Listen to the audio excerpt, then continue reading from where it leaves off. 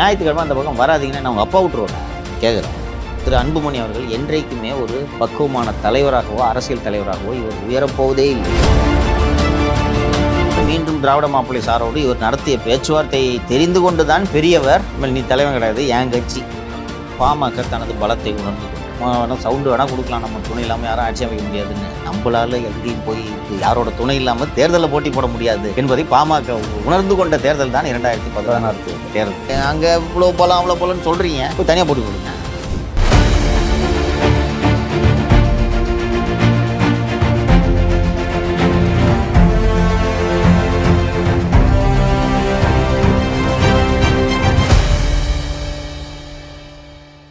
Sir, எப்பொழுதுமே தேர்தலுக்கு முன்னாடி பாமக பாட்டாளி மக்கள் கட்சி வந்து பல அஸ்திரங்களை வந்து கையில் எடுப்பாங்க. 2021 எலெக்ஷன் அப்போ வந்து 10.5 கொடுங்கன்னு சொல்லிட்டு ட்ரெயினை வந்து மறிச்சாங்க.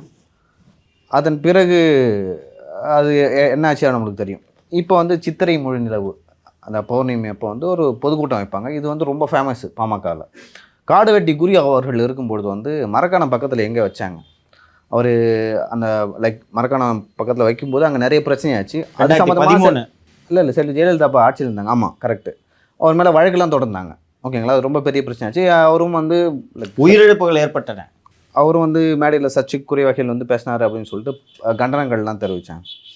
ஸோ அந்த வகையில் வந்து 2026 நோக்கி இந்த பொதுக்கூட்டம் நடக்குது. அங்கே திருவிடந்தையில் மகாபலிபுரம் பக்கத்தில் வந்து நடக்குது. இதுக்கு வந்து அன்புமணி ராமதாஸ் அவர்கள் வந்து ஒரு காணொலி போட்டிருக்காரு. அதில் வந்து ஞாயிற்றுக்கிழமையில் வந்து கவனமாக வாங்க, மாநாடு நடக்குது அப்படின்னு சொல்லிட்டு பொதுமக்களுக்கு வந்து ஒரு அறிவிப்பு சொல்லியிருக்காரு. அதை எப்படி பார்க்குறீங்க? இந்த மாநாட்டோட நோக்கம் என்ன? இது வந்து தேர்தல் எப்படி எதிரொலிக்கும் சார்? அதில் வந்து சார் திரு அன்புமணி அவர்கள் பொதுமக்கள் அந்த வழியில் வரதை தவிர்க்கணும்னு சொல்லியிருக்காரு. ஈசிஆர் ரோட ஃபஸ்ட்டு இதை நடத்துவதற்கான நோக்கத்தை சொல்லிவிடுகிறேன். மாற்றம் முன்னேற்றம் அன்புமணி என்று 2016 தானே ஒரு பிரம்மாண்டமான கேம்பெயினை அன்புமணி எப்படியாவது முதலமைச்சர் ஆக்கணும், முதல் கழுத்துலாம் போட்டாங்க. ஜான் ஆரோக்கியசாமி அவர்கள் தான் அதை இனிஷியேட்டிவ் பண்ணார். ஃபஸ்ட்டு அது அன்புமணிக்கு எடுத்தார், இப்போ விஜய் எடுத்துனுக்கிறாரு. அண்டு அது முழுமையாக வெற்றி பெறவில்லை. அதற்கு பிறகு பாமக தனது பலத்தை உணர்ந்து கொண்டது. வேணால் சவுண்டு வேணால் கொடுக்கலாம், நம்ம துணை இல்லாமல் யாரும் ஆட்சி அமைக்க முடியாதுன்னு. நம்மளால் எங்கேயும் போய் யாரோட துணை இல்லாமல் தேர்தலில் போட்டி போட முடியாது என்பதை பாமக உணர்ந்து கொண்ட தேர்தல் தான் 2016 தேர்தல். அதற்கு பிறகு அந்த பேச்சே எடுக்கலை. ரைட்டாக ஏன் போட வேண்டியதானே? நாங்கள் அங்கே இவ்வளோ போகலாம் அவ்வளோ போகலான்னு சொல்கிறீங்க, போய் தனியாக போட்டி போடுங்க. அதற்கு பிறகு தொடர் தோல்விகள். அண்ட் இப்போதும் அதிமுகவின் வாக்குகளை பெற்று தான் மாநிலங்களவை உறுப்பினராக இருக்கிறார். வரும் ஜூலையில் அதுவும் முடிவடைகிறது. 2024 அண்ணா திராவிட முன்னேற்ற கழகம் அமைத்த கூட்டணியை இறுதி நேரத்தில் பணத்துக்கு ஆசைப்பட்டு உடைத்தவர் அன்புமணி ராமதாஸ் அவர்கள்.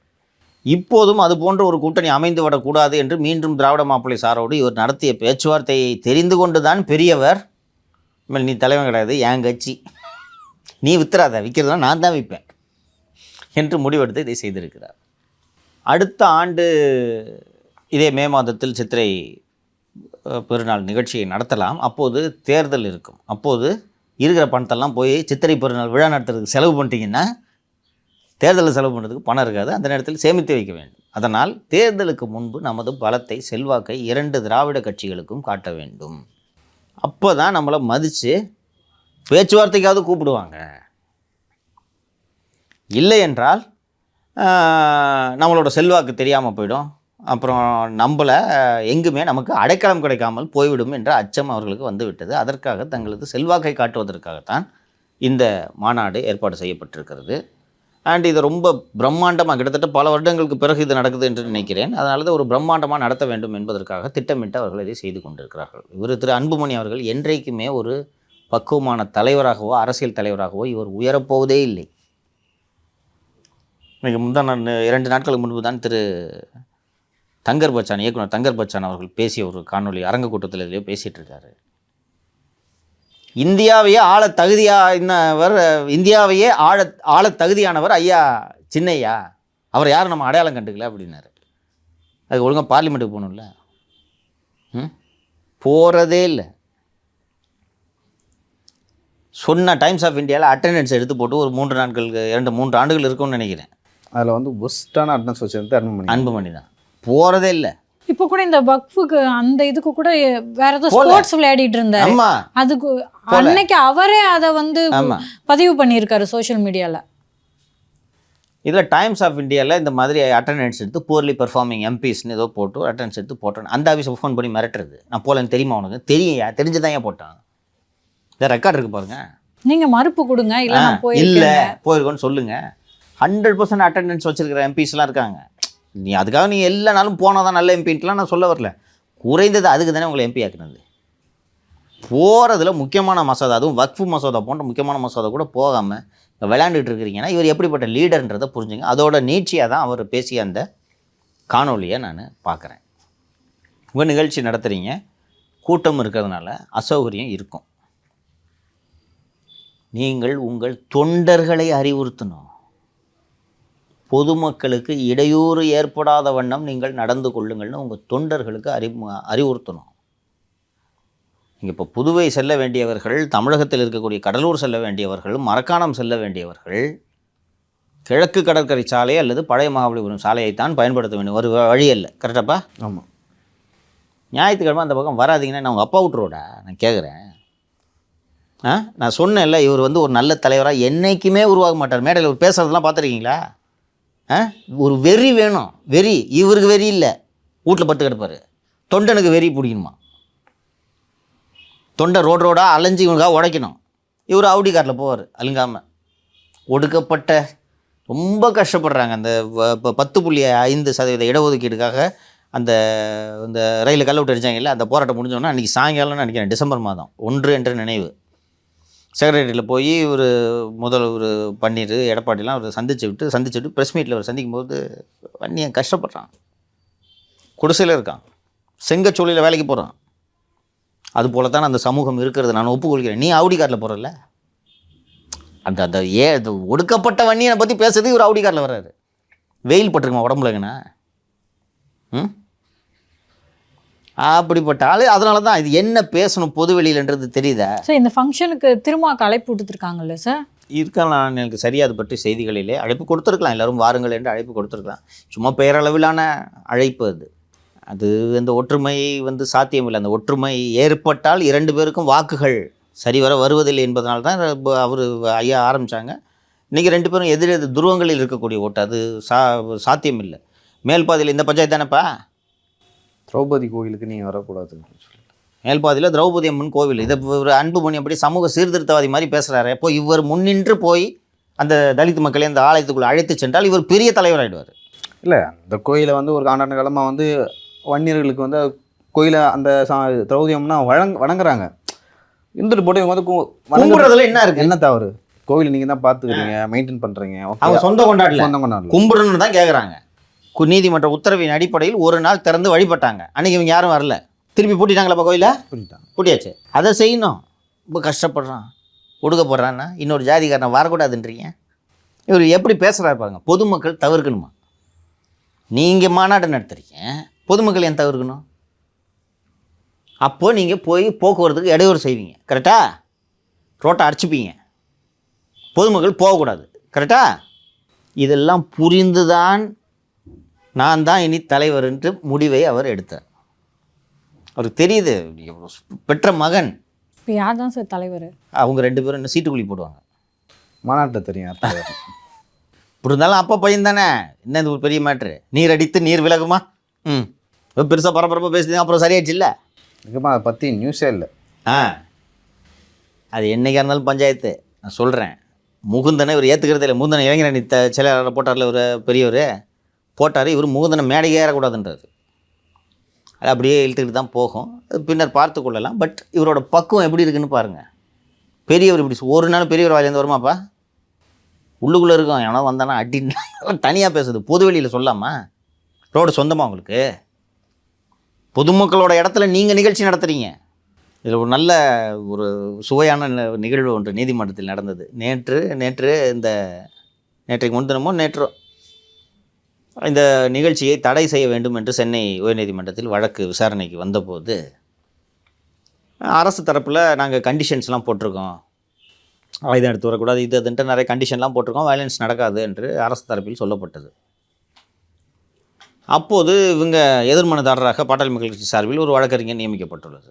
நீங்கள் என்ன சொல்கிறீங்க என்று கேட்ட உடனே, இல்லை சார், இது பாட்டாளி மக்கள் கட்சிக்கு இதுக்கு சம்மந்தம் இல்லை, அதை நடத்துறது வன்னியர் சங்கம் என்று சொன்ன உடனே அரசு கூடுதல் வழக்கறிஞர் நினைக்கிறேன் திரு ரவீந்திரன், சார் இது தில்லுமுள்ள ரஜினி மாதிரி சார், மீசை எடுத்தா இந்திரன், மீசை இல்லைனா சந்தி. ஏன் சொல்லியிருக்காங்கப்பா இவர், நம்ம இந்து செய்தியாளர் இருக்காரு. அப்படி கேட்டால் தெரியாதா, அது ஜாதி சங்கம், நாங்கள் பாமக, அதற்கும் எங்களுக்கும் சம்மந்தம் இல்லை. உங்களுக்கு அதுக்கு சம்மதம் இல்லைனா அப்புறம் இவரு ஏன் போய் நிற்கிறாரு அன்புமணி? அவர் ஒருவேளை அந்த சங்கத்திலையும் இருக்கார் போல இருக்கு. எப்படிமா இல்லாமல் இருக்க முடியும்? அந்த சங்கம்தான் பாட்டாளி மக்கள் கட்சியாக உருவெடுத்தது. தேர்தல் புறக்கணிப்பில் ஈடுபட்டு கொண்டிருந்த கட்சி 80களில் இந்த இடஒதுக்கீடு போராட்டம் நடந்த சமயத்தில் தேர்தல் புறக்கணிப்பில் ஈடுபட்டு கொண்டிருந்த கட்சி, தேர்தல் பாதை திருடர் பாதை என்று முழங்கி கொண்டிருந்த அமைப்பு தான் வன்னியர் சங்கம். அதுக்கப்புறம் நம்ம தேர்தல் நோக்கி அரசியல் அதிகாரம் வேண்டும் என்று வந்து தேவர் சக்ஸஸ்ஃபுல், தேவர் ரியலி சக்ஸஸ்ஃபுல், வந்து நம்ம யாரும் மறுக்க முடியாது. பட்டு அந்த கட்சியை தொடர்ந்து வழிநடத்தி போகக்கூடிய தலைவராக அன்புமணி இருப்பாரா என்று நீங்கள் பார்த்தீர்கள் என்றால் குறைந்தபட்சம் இது புரியுதா? அவன் என்ன என்ன பார்க்குறான்ல, அவன் கட்சிக்காரனா? நீ சொல்கிறதெல்லாம் கேட்டுக்குது, ஐயா சின்னையா சொன்னால் கரெக்டாக இருக்குன்னு கேட்குறதுக்கு, இல்லை எந்த நண்பர் பாலுவா, இல்லை சின்னையா கரெக்டாக பேசுவான்றதுக்கு. நீங்கள் ஒதுங்கி போங்க, ரோட்டை அடிச்சுக்கிட்டு மாநாடு போட்டுக்கிட்டு பொதுமக்கள் தவிர்க்கணுமா? மார்காணம் போன ஒருத்தன் எப்படி போவான்? ஒன்றும் கையில் அதிகாரம் ஓட்டு இல்லாதப்பவே இந்த ஆணவம். இன்னும் ஆட்சி இப்போ நடுவில் வந்து பிள்ளைக்காக தமிழ்நாட்டை 2ஆக பிரிக்கணும்னு சொன்னது ஞாபகம் இருக்கா? ஆமாம், திருச்சி அந்த பக்கம் ஒரு நாடா, இது இந்த பக்கம் ஒரு நாடா? தமிழக 2ஆக பிரிக்கணும் ஞாபகம் இருக்கா? பெரிய எதிர்ப்பு 10-15 வருஷம் இருக்கும்னு நினைக்கிறது. எப்போனா 2010க்கு அப்புறம் நினைக்கிறேன், 10க்கு அப்புறம். ஆக்சுவலாக அவருக்கு வந்து அவங்க மகன் சிஎம் ஆகணும், ஓகேவா? அப்போ வன்னியர்கள் அடர்த்தியாக இருக்கிற பற்றி அதை பிரித்து ஒரு மாநிலமாக உருவாக்கணுமா? என்னன்னு பாருங்க, கன்னியாகுமரி வரைக்கும் தமிழ் பேசுகிறவன் இருக்கிறான், இவங்க வசதிக்காக தமிழ்நாட்டை 2ஆக பிரிக்கணுமா? எங்கெங்கெல்லாம் இவங்க ஜாதி இருக்குது அங்கே ஓட்டு வாங்கிட்டு ஜெயிச்சுட்டு போகிறது. அப்போ கூட ஜெயிக்க விட்ருவாங்களா? வேறு கம்யூனிட்டியே இல்லை. அனைவரையும் ஒரு பொதுமக்களிடத்தையே நற்பெயரை ஈட்ட வேண்டிய ஒரு தலைவர் அந்த ரோடை தவிர்க்கணுமா? இவர் எப்படி வழி நடத்துவார்னு பாருங்கள். இந்த காலம் எப்படியெல்லாம் ஏற்படுத்துகிறது என்று. இங்கே துணை முதல்வர் எப்படி இருக்காரு, இங்கே இவர் சின்னையா எப்படி இருக்கிறார், இதெல்லாம் பார்த்து கொண்டு இருக்கு. இன்னொருத்தர் புதுசாக ஒரு சின்னவர் ஒருத்தர் வந்திருக்காரு. யார் சார் அவர்? இளைஞரணி செயலாளராக சமீபத்தில் ஒருவர் நியமிக்கப்பட்டார். கட்சியே ஞாபகம் இல்லை, நியூஸ் பார்க்குறதே இல்லை, அதாவது அந்த அளவுக்கு அது நியூஸ்லேயே வரல. தேமுதிக இந்தியாவிலே நான் தான் முத பேண்ட் சட்டை போட்டேன், கவனிச்சியா? பதவி கொடுத்த அன்னைக்கு அந்த பையன் பிரபாகரன், விருதுநகர் வேட்பாளர். எதுக்கு முத நான் பேண்ட் சட்டை போட்டேன்னா, அதுக்கு முன்னாடி அரசியல் யாரும் பேண்ட் சட்டை போட மாட்டாங்களாம். அரசியல்னாலே வேட்டின்னு இருப்பாங்க எல்லாரும். இல்லை, அதுக்கு முன்னாடி அவர் அரசியலில் பார்த்துருக்க மாட்டார். இது மேடையில் பேசுகிற மேட்டரப்பா, நான் தான் பேண்ட் சட்டை போட்டேன்னு பாரு. நம்ம தமிழ்நாட்டு தலையெழுத்தேன். அதுக்கு எதிர்ப்பு தெரிவித்து தேமுதிக இத்தனை வருஷமாக இருந்த ஒருவர் விலகிட்டார். எனக்கு பதவி கிடைக்கும்னு நினச்சேன். இதுவும் குடும்ப கட்சி, அக்கா தம்பி மகன். ஸோ இப்படித்தான் இது காலம், இப்படித்தான் இதை அமைக்கும். நீங்கள் ஒன்றும் செய்ய முடியாது. அவரும் ஒரு senior Ramadoss, one of the shrewdest politician. கருணாநிதிக்கு பிறகு ஒரு இன்டெலிஜென்ட் பொலிட்டீஷியன்னா இப்போ ரொம்ப முதிர்ந்துட்டார். அவ்வளோ டீட்டெயிலாக இருக்கும் அந்த ஸ்டேட்மெண்ட்ஸ், அவரோட அறிக்கைகள், எல்லா அறிக்கைகளுமே. தமிழ் பற்று இதெல்லாம் நீங்கள் எடுத்துக்கிட்டீங்கன்னா, நீங்கள் மக்கள் நீங்கள் வந்து இத்தனை தொலைக்காட்சி, இது கல்யாண தொலைக்காட்சியாக இருக்குது, ஓகேங்களா? அதில் இல்லாத ப்ரோக்ராமு லைக் அதில் இல்லாத தமிழ்லாம் மக்கள் தொலைக்காட்சியில் இருக்கும். நீங்கள் அழகாக இருக்கும், வேறு எந்த சேனல்லையும் பார்க்க முடியாது, நீங்கள் மக்கள் தொலைக்காட்சியில் பார்க்கலாம். அவரோட அவ்வளோ தமிழ் பற்று ரொம்ப நல்லா இருக்கும். ரொம்ப இன்னொன்று ரொம்ப அழகாக அரசியல் காய் நகர்த்தக்கூடியவர். ஒவ்வொரு ப்ரோக்ராம் கூட வந்து ஆங்கிலத்தில் இருக்காது, பேர் ஆங்கிலத்தில் இருக்காது. நல்ல ஆங்கர்கள் எல்லாம் வளர்த்து விட்டாங்க. மொழி உச்சரிப்பு சரியாக வேண்டும் என்பதில் கவனமாக இருப்பார்கள். இவர் பாரு, அதான் உங்களுக்கு உழைக்காமல் கிடைச்சா என்ன. நேற்று நீங்கள் கேட்டீங்க, உதயநிதிக்கும் சபரீசனையும் ஒப்பிட்டு நாம் பேசணும். நான் சொன்னேன், உதயநிதிக்கு ஏன் ஆர்வம் இல்லை, அவர் சபரீசன் ஓடிக்கிட்டே இருக்காருன்றதுக்கு நான் சொன்னேன். இது ஒரு உதாரணம். இவர் வளர்ந்து வரும்போதே கையில் அதிகாரம் வந்துருச்சு, உழைக்கல. அப்போ தொண்டனை பார்த்தா இலகாரமாக இருக்கு. ஒன்று கோக்கமணியை இன்சல்ட் பண்ணுற மாதிரி பேசினார், ஞாபகம் இருக்கா? ஜிகே மணி, அதான் கோக்கமணி. அவர் தமிழில் இப்போ ஆங்கிலத்தை என்ன மேன், சரி கோக்கமணி, அதான் ஜிகே மணி. அதான் நானும் யோசித்தேன். போசி மணி தான் ஒருத்தர் கும்பகோணத்தில் இருப்பார், ஓகேங்களா? அவர் வந்து அப்போ வந்து பழைய திமுக வந்து கோக்கமணின்றார். தப்பாக சொல்கிறாரா இல்லை நம்ம காதில் தப்பாக வருதா? கோக்கமணி ஓகே, உட்காந்துட்டு இருக்காரு ஒரு ப்ரெஸ் மீட்டில். இன்னும் அந்த காணொலி இருக்கும், இருக்கு. அசெம்பிளிக்கு போகணும் தம்பின்னு சொல்கிறாரு. அவர் வயசு என்ன, எவ்வளோ சீனியரு. போங்க போய் எல்லாம் நடந்துடும், கேள்வி கேட்டு கிழிச்சிடுவார். மைக் வச்சுட்டு சொல்கிறாருமா, எல்லாரும் பார்க்குறாங்க, ஆன் கேமரா சொல்கிறாரு. நான் பார்த்தேன். இப்போ கிழிச்சிடுவார் இவர். போங்க எல்லாம் நடந்துருமா. அதாவது என்னென்னா, இவர் தான் போகிறதில்ல, அவராவது நான் அசெம்பிளி போகிறார், அவரையும் போக விடுறதில்ல. இப்போ பெரிய சொல்கிறப்பாரு, பெரியவன் பார்த்துருப்பாரு. ஆக்சுவலாக அவங்க ஜிகே மணி அவங்க பையனை தான் இதாகினாங்கனால அப்புறம் இளைஞரணி பின்வாங்கப்பட்டது. என்ன காரணம் தெரியல, பின்வாங்கப்பட்டது. அது ஒரு ஆள் தெரியும், வளரும் தலைவர், மக்களின் நன்மதிப்பை பெற வேண்டும். நீங்கள் மட்டும்தான் தமிழ்நாட்டில் இருக்கீங்களா, மற்றவங்க இல்லை. இன்னொன்று, நீங்கள் இது போல் செய்வதை மற்ற சமூகத்தினர் எப்படி பார்ப்பார்கள். இன்னொன்று, 21 தேர்தலில் அண்ணா திராவிட முன்னேற்ற கழகம் தோற்றதற்கு பாமக ஒரு முக்கிய காரணம். 2021 எந்த வகையில் சார்? 10.5 ரிவர்ஸ் கன்சால்டேஷன் ஆச்சு. மற்ற சாதியினர் இடைநிலை எல்லாம் ஒன்றாகிட்டு அந்த போட்டு போயிட்டாங்க. முக்கியமாக சவுத்தில் அது ஒன்றாச்சு. சவுத்தில், நார்த்தில் பெரும்பாலும். அதாவது எப்படி பார்க்குறாங்கன்னா, 108 சாதி இருக்குமா எம்பிசியில். ஏன் இந்த ரிவர்ஸ் கன்சால்டேஷன் நடந்துச்சுன்னா, மிகவும் பிற்படுத்தப்பட்டவர்களுக்கு என்று 20% இடஒதுக்கீடு. அது வந்து அந்த டிநோட்டிஃபைட் எம்பிசி 20 இருக்குது. மொத்தம் 108 சாதிகள் அந்த எம்பிசியில் இருக்காங்க. 108 சாதியும் போட்டி போட்டு சமமாக பகிர்ந்துக்கிறாங்க. இவர்கள் கேட்பது என்னவென்றால், அந்த 20%ல் 10.5% வெறும் வன்னிய சமூகத்துக்கு கொடுங்கள் என்று இவர்கள் கேட்கிறார்கள். வன்னிய சமூகத்துக்கு 10.5% கொடுத்துட்டிங்கன்னா 9.5%ல் 107 சாதிகள் போட்டியிட வேண்டும். ஏன் அவர்களுக்கெல்லாம் உள்ளொதுக்கீடு இது போன்ற கோரிக்கைகள்லாம் எழவில்லை என்றால், எண்ணிக்கையில் குறைந்தவர்கள். 3%, 2%, 1%, 0.5%, மொத்தமே 15 லட்சம், 20, 10 லட்சம் இருக்கிற ஜாதியெல்லாம் இருக்குது. மொத்தம் 4 லட்சம் இருக்கிற ஜாதி இருக்குது. அப்போ ஒரு அரசு எப்படி ஒரு வலுத்தவன் வல்லான் வகுத்ததை வாய்க்கால்னு ஒரு அரசு வந்து பெரும்பான்மை சமூகம் கேட்குறான்னு தூக்கி கொடுத்துட முடியுமா? அப்போ அதை செய்தது எடப்பாடி பழனிசாமி அவர்கள் செய்த தவறில் பெரிய தவறு இது. அப்போ என்ன ஆகுதுன்னா, அப்போது ஒரு சமூகத்துக்கு நீங்கள் தூக்கி அதை கொடுத்துருவீங்களான்ட்டு மீதி இருக்கிற ஜாதி எல்லாம் ஒன்றா அங்கிட்டு திரும்பினாங்க. இது ஒரு ரீசன். அப்படி தானே இருப்பாங்க.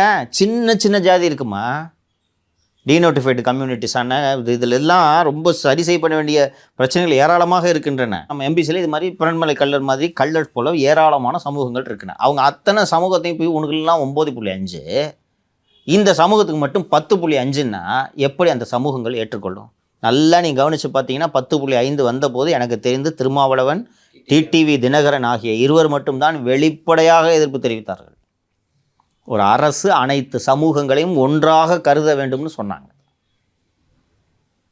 கேட்கல. இல்லை, அவங்க 2 பேரும் என்ன சொன்னாங்கன்னா, நீங்கள் கொடுங்க, எவ்வளோ இருக்காங்கன்னு கணக்கு போட்டுட்டு கொடுங்க. நீங்கள் வந்து 80கள் முதல் இன்று வரை அந்த மிகவும் பிற்படுத்தப்பட்டோர் என்ற அந்த பிரிவு செயல்படுத்தப்பட்டு கொண்டு இருக்கிறது. ஒரு சர்வே வேணும், டேட்டா வேணும். உச்சநீதிமன்றம் இந்த சட்டத்தை ரத்து செய்ததற்கு ஒரே காரணம், where is the data. 1981 Sattanathan commission தூக்கிக்கிட்டு வராதிங்க, வேர் இஸ் தி டேட்டா. இப்போ சாதிவாரி கணக்கெடுப்பு நடத்துகிறார்கள். இந்த சாதியோட ப்ரொப்போர்ஷனு தமிழ்நாட்டோட மக்கள் தொகையில் 12% இந்த சமூகம் இருக்குதுன்னு வச்சுக்குவோம். அவர்கள் எத்தனை சதவிகிதம் அரசு அலுவலகங்களில் இருக்கிறார்கள்னு ஒரு டேட்டா வேணும். கரெக்டாக? அது 1 நிமிஷத்தில் எடுத்துலான்னு வச்சுக்கோங்க. எடுத்துட்டு ஆமாம் குறைவாக இருக்கிறாங்க என்பது அந்த தரவுகள் மூலம் நிரூபணம். ஆனால் அப்போது இதை உள்ளொதுக்கீடே கொண்டு வரலாம். ஒருவேளை அதிகமாக இருந்தால் இவங்களால எதுவும் பேச முடியாது. எஸ். அப்போ அதுக்கு டேட்டா வேணும். டேட்டாவே இல்லாமல் எப்படி தூக்கி கொடுப்பீங்க? என்ன கணக்குது? இவங்க என்ன சொல்கிறாங்க, ஒரு பெரியவர் பேசும்போது நீங்கள் பார்த்துருக்கணும், 15% நியாயமாக கொடுக்கணும், நாங்கள் போனால் போதுன்னு 15.5% கேட்குறோம். பார்த்துருக்கியா? இல்லை சார், பெரும்பாலும் வந்து தமிழ்நாட்டு அரசியலில் வந்து மொத்தமாக வன்னிய சமூகமும் அதே போல் பட்டியலின சமூகமும் வந்து ஈக்குவலாக இருக்காங்க, ஆல்மோஸ்ட் ஈக்குவலாக இருக்காங்க அப்படின்னு சொல்லிட்டு ஒரு டாக் இருக்குது. அப்படி இருக்கும்போது நீங்கள் ஏற்கனவே கொடுக்குற அந்த 18%மும் நீங்கள் இடைநிலை சாதிகளுக்கு கொடுக்குற வந்து அந்த 20%மே அதுவே வந்து அன்ஈக்குவாலிட்டி அப்படின்னு சொல்லிச்சோம். அதுவே ஈக்குவல் இல்லை. அப்படி இருக்கும்போது வட தமிழகத்தில் வந்து ஆதிதிராவிட சமூகமும் வன்னிய சமூகமும் வந்து ஆல்மோஸ்ட் ஈக்குவலாக இருக்காங்க. அப்படி இருக்கும்போது நீங்கள் 10.5% மட்டும் அந்த கம்பெனிக்கு மட்டும் எப்படி கொடுக்கலான்னு ஒரு கேள்வி எழுது. ஓகேவா? நீங்கள் இந்த ஒரு வேளை நீங்கள் இம்ப்ளிமெண்ட் பண்ணிங்கன்னா பட் இங்கேயும் வந்து அந்த கேள்வி எழுப்பாங்க. அவங்களுக்கு மட்டும் நீங்கள் வந்து கணக்கே இல்லாமல் எப்படி கொடுக்கலாம் அப்படின்னு சொல்லிட்டு ஒரு கேள்வி எழுப்பாங்க. சில பேர் என்ன சொல்கிறாங்கன்னா, ஏற்கனவே வன்னியர் சமூக மக்கள் இப்போ 10.5% குடிக்கிறாங்கல்ல, அதை தாண்டி வந்து பலனை வந்து அனுபவிக்கிறாங்க அப்படின்னு சொல்லிட்டு ஒரு டாக்கும் இருக்குது. ஸோ உங்களுக்கு உண்மையாகவே அது வேணும்னா நம்மள்ட்ட டேட்டா இருக்கணும். டேட்டா வேணும். ஓகேங்களா? அப்போ வந்து எந்த குழப்பமும் இருக்காது. ஓகேங்களா? அவங்க அரசியலும் பண்ண முடியாது ஒன்ஸ் நீங்கள் டேட்டா எடுத்துட்டுனா. எப்படி வந்து ராமர் கோயிலை கட்டின பிறகு அவங்களுக்கு அங்கே அரசியலே போச்சோ, இவங்க 10.5% வச்சு ஓட்டிகிட்டு இருக்காங்க. எடுத்தாங்கன்னா இவங்களுக்கும் அரசியல் முடிஞ்சிடுச்சு. அருந்ததியர்களுக்கு உள்ளொதுக்கீடு கொடுப்பதற்கு முன்பாக கருணாநிதி அரசு அலுவலகங்களில் அவர்கள் எவ்வளவு பிரதிநிதித்துவப்பட்டிருக்கிறார்கள் என்று முழுமையான கணக்கை எடுத்தார். உங்களுக்கு கவர்மெண்ட் ஆஃபீஸில் கிளாசிஃபிகேஷன் இருக்குல்ல, இருக்காரு. அந்த 18%ல் 3% வந்து அருந்ததியர் மக்கள் கொடுத்தாங்க. இல்லை, கவர்மெண்ட் ஆஃபீஸில் டேட்டா இருக்கா இல்லையா? இருக்கு. ஸோ டேட்டாவை எடுத்து செக் பண்ணும்போது அந்த 18% பட்டியலின மக்களுக்காக இருக்கக்கூடிய அந்த 18% இடஒதுக்கீட்டில் 90% தேவேந்திர குல வேளாளர்களும் பறையர்களும் ஆக்கிரமித்து கொண்டிருக்கிறார்கள் என்ற விபரம் அரசின் கையில் இருந்தது. எடுத்து டேட்டாவை பார்த்துட்டு கூடு இது சரி என்று சொன்னார். அந்த கிளாஸிஃபிகேஷனை பண்ணலான்றதை உச்சநீதிமன்றம் அதுக்கப்புறம் சரி என்று சொல்லிவிட்டது. ரைட்டுங்களா? அப்போது அதில் டேட்டா இருக்குது, செஞ்சுட்டாங்க. இதில் டேட்டா எடுக்கணுமா இல்லையா? குத்து மதிப்பாக 1981 சட்டநாதன் கமிஷன் வச்சுட்டு கொடுங்கன்னு கேட்டுக்கிட்டு இருந்தா. ஸோ ஒரு திரு அன்புமணி அவர்கள் ஒரு தலைவராக பக்குவமாக பேச வேண்டும். நீங்கள் மாநாடு நடத்தினீங்கன்னா நீங்கள் ஒதுங்கி போங்க சார். நீங்கள் மாநாடு நடத்தினீங்கன்னா நீங்கள் தான் உங்கள் தொண்டர்கள்ட்ட சொல்லுங்கள், பொதுமக்களுக்கு இடையூறு ஏற்படுத்தாதீர்கள். மரக்காணம் கடலூர் செல்வதற்கு அது ஒன்றுதான் சாலை. அவர்களுக்கு இடையூறு ஏற்படாத வண்ணம் நீங்கள் கவனமாக நடந்து கொள்ள வேண்டும். கட்சிக்கு அவப்பெயரை ஏற்படுத்தி விடாதீர்கள் உங்கள் தொண்டர்களுக்கு சொல்லுங்கள். பொதுமக்கள் சண்டை அந்த போயிட்டு வராதீங்க. மக்கள் ஒதுக்கி விடுவார்கள் என்பதை அவர்கள் புரிந்து கொள்ள வேண்டும்.